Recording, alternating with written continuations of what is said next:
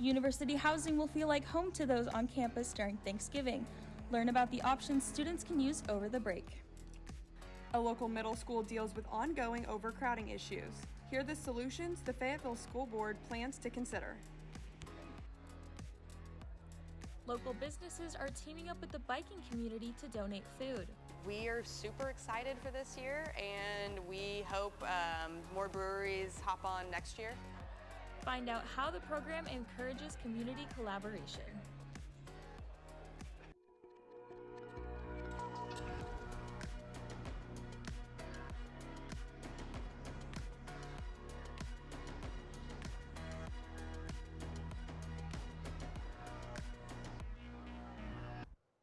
Welcome to this Monday night edition of UATV News. I'm Jenna Swope. And I'm Gigi Kramer. Thanks for joining us. SEC schools like Texas A&M and Mississippi State recently made big changes to their teams by firing head football coaches. On Sunday, Arkansas let their fans know what Razorback football can expect for the next season. UATV Sports' Max Honer has more. Thanks, guys. Hunter Yurachek released a statement Sunday afternoon confirming that Sam Pittman will remain the head coach of the football team through the 2024 season. Yurachek's statement reads, quote, "Our team was extremely excited last night after the game when I informed them that Coach Pittman is our head coach and will be moving forward into the 2024 season. This has not been the season any of us anticipated. We have work to do. I am confident that together we can meet the goals and expectations of our program. I want to thank the many Razorback fans who have supported our team this season. I look forward to honoring our seniors and cheering on this team on Friday as we take on Mizzou." Stick around for later in the show because we have more Arkansas sports to talk about. Back to the anchors.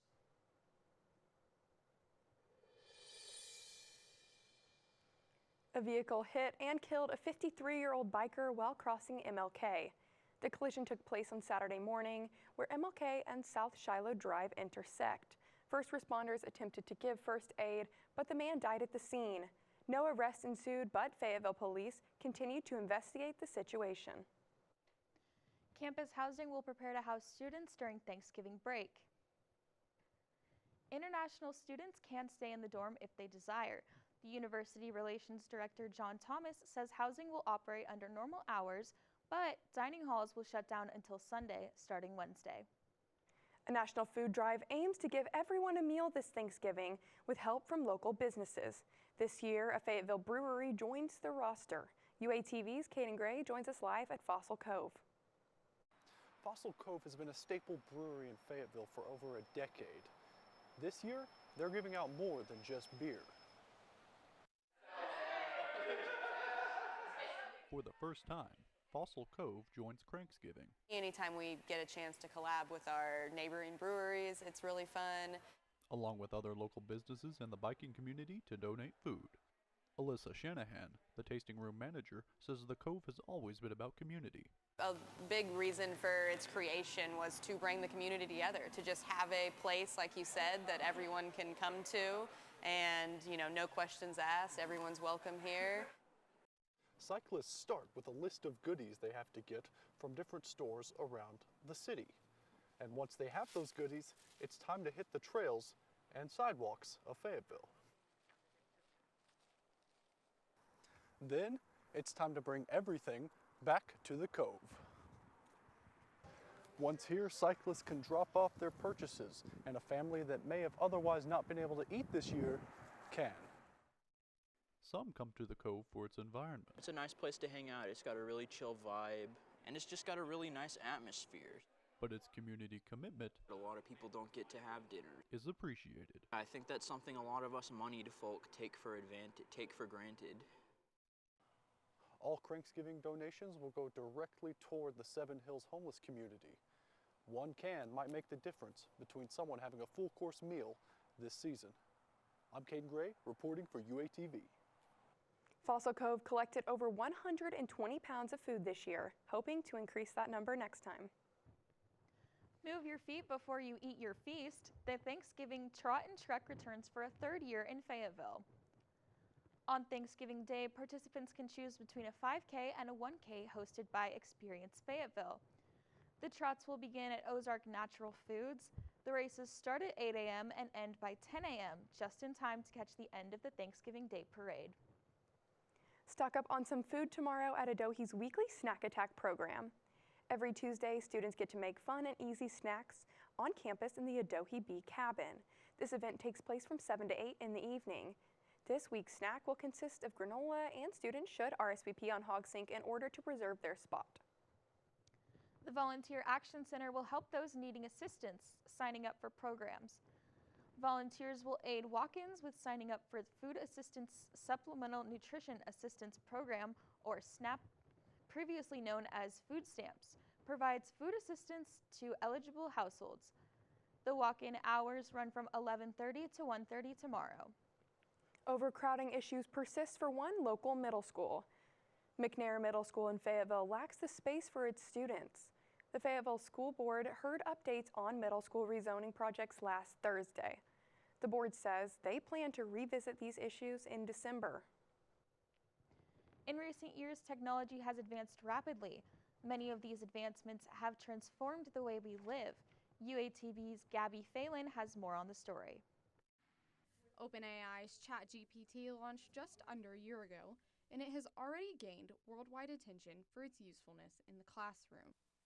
Artificial intelligence has emerged as a game changer in education, introducing innovative ways to enhance the learning experience. And it all starts with just the push of a button. What you just heard was actually written by artificial intelligence. Chris Bryson says for this reason, teachers initially took a cautious approach. When all of this became quite a trend and people were using it more and more, faculty reached out to us to say, what is this tool, and then how could it impact not only the field we're preparing students to work in, but our discipline. However, many students have embraced the technology as beneficial. Ethan Carney, a Walton graduate student, says the positives outweigh the risks. It can be used wrong, but the tool aspect of it and what you can do with it and the power of it is just super beneficial to, I would say, almost any industry or degree. Bryson agrees. I'm optimistic that it could be used in good ways and help with learning and help with preparing students. The university currently allows professors to use AI in their courses, a policy Bryson doesn't see changing anytime soon. At the end of the day, the instructor is in charge of their classroom and how they assess students and how they teach students. As for students, they say they're prepared to adapt. I think AI is the future. While the use of artificial intelligence may not be expressly prohibited at this time, students are encouraged to speak with their professors on their preferences. Coming up, one university resource takes a unique approach to promoting mental health. Learn how students can take advantage of the resources provided by CAPS. One organization on campus is helping international students feel right at home. Find out all this and more when UATV returns. The Office of International Students and Scholars will host a travel session starting next Monday. The event focuses in on international students. This event caters towards abroad students living in the United States for more than 5 months without seeking permanent residency. This event will provide food and drinks. Thanksgiving is here, and many students will travel home to their families this week. However, for some students, going home for break is just not possible. UATV's PJ Jackman joins us live with the story. For Thanksgiving break, many students will be driving or flying home just for the week. But for international students, they don't have the same luxury. For many international students, fall on Thanksgiving can be a very difficult time for them, as the breaks are too short to travel home, like during the winter break. These students may end up being stuck on campus since many don't have a car and because everything on campus is shut down. However, the Office of International Students and Scholars has come up with a program to allow students to avoid feeling left out. The iFriend program is a program that connects international students with families in the local area to give them an American family to learn from and spend time with. Clark Eccles, the iFriend coordinator, says that Thanksgiving break can be a difficult time for students if they aren't involved. Unlike the winter break, a lot of international students don't travel during Thanksgiving, and so if they're not invited to some sort of celebration, they spend the whole break sitting at home because everything's closed.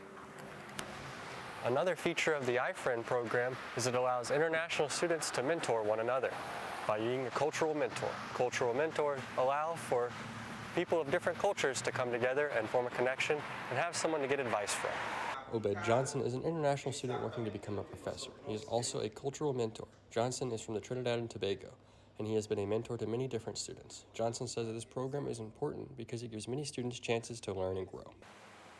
Being a part of this program has definitely served as an eye-opener for me, where I have learned so much more about the American culture and life in Arkansas. The iFriend program does a short, one-time event like the Thanksgiving break, or you can create a long-term relationship with a family that lasts for years.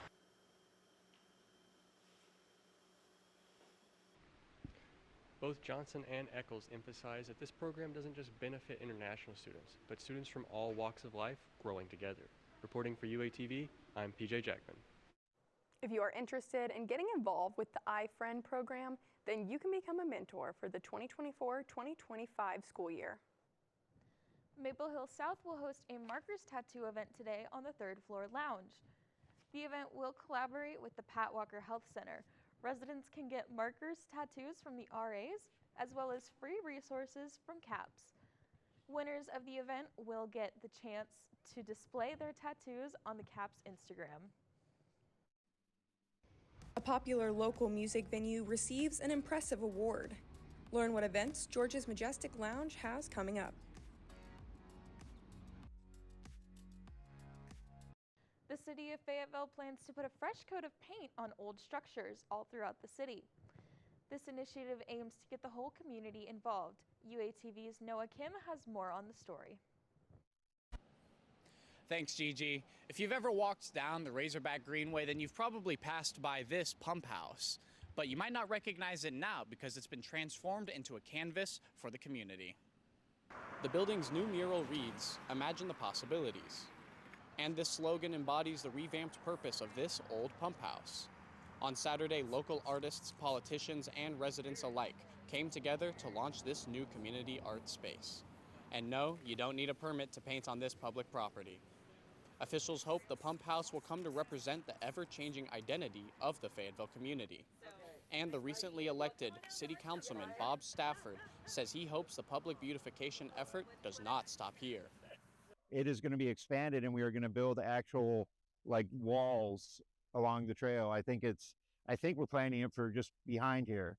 So the building will be the anchor, and then behind that we'll have additional walls for additional art. Local artist Olivia Trimble and art firm Sleet City Creative will train new muralists and ensure nothing obscene is depicted on this building. This initiative is a pilot for larger efforts to beautify Fayetteville. Plans to expand this idea are currently in the works, but that depends on the success of the Poplar Street Pump House. Community engagement is the metric that city officials will use. Reporting for UATV, I am. City officials encourage residents to contribute to the pump house and potential upcoming community arts projects.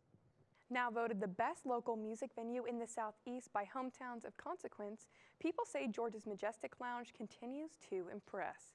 George's Majestic can trace its roots back to the 1930s, running as Arkansas's oldest live music venue. George's resides in the heart of Dixon Street. The venue hosts events such as concerts and weddings every week. Football gets ready for rivalry week, basketball takes a hit in the rankings, volleyball takes 2 massive wins, and soccer wraps up their season. I'll have all things Arkansas athletics on UATV Sports right after the break.